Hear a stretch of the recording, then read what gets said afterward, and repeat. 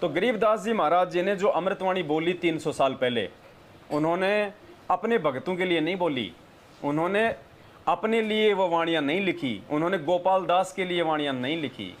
पुण्यात्मा, वो वाणियाँ परमात्मा ने आप और हमारे बिचली पीढ़ी वाले हंसों के लिए लिखी थी।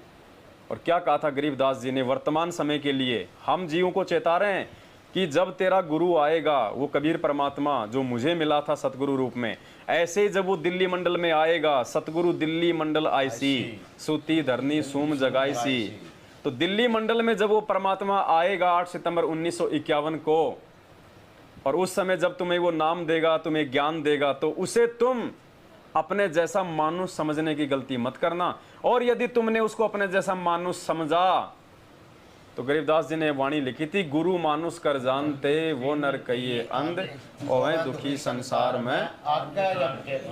और गुरु मानस कर जानते और चरणामृत को पान, ते नर नरक में जावेंगे, जन्म जन्म बने समान। यानी तुमने उस तत्वदर्शी संत को, उस परमात्मा को तुमने अपना गुरु भी धारण कर लिया, और तुम उसको मानुष भी मान रहे हो, और उसके चरणों का अमृत भी पी रहे हो, जो हम रोज पीते हैं चरणामृत। और पुण्यात्माओं, गुरु को मानुष मानना यही है कि हम गुरु जी का हम जन्मदिन मना रहे हैं। अब जन्मदिन मनाना मतलब गुरु जी को मानुष मानना, क्योंकि जन्म तो मानव का होता है, मानुष का होता है, सतगुरु का जन्म नहीं होता। परमात्मा कहते हैं ना सतगुरु जननी जने, और जाके माना बाप, पिंड ब्रह्मंड से रहित ना वहां तीनों ताप। और परमेश्वर कहते हैं हाड़ चाम लहू ना मेरे, कोई जाने सतनाम उपासी, तारण तरण अभय पद दाता, मैं हूं कबीर अविनाशी। तो गरीबदास जी ने वो वाणियां आप और हम सिखाने के लिए, समझाने के लिए लिखी हैं। हम केवल नित्य नियम को ये करके छोड़ देते हैं कि ये तो गरीबदास जी अपने सतगुरु के लिए कह रहे हैं। गरीबदास जी खुद परमात्मा थे भाई, उन्होंने कौन सा सतगुरु बनाना था?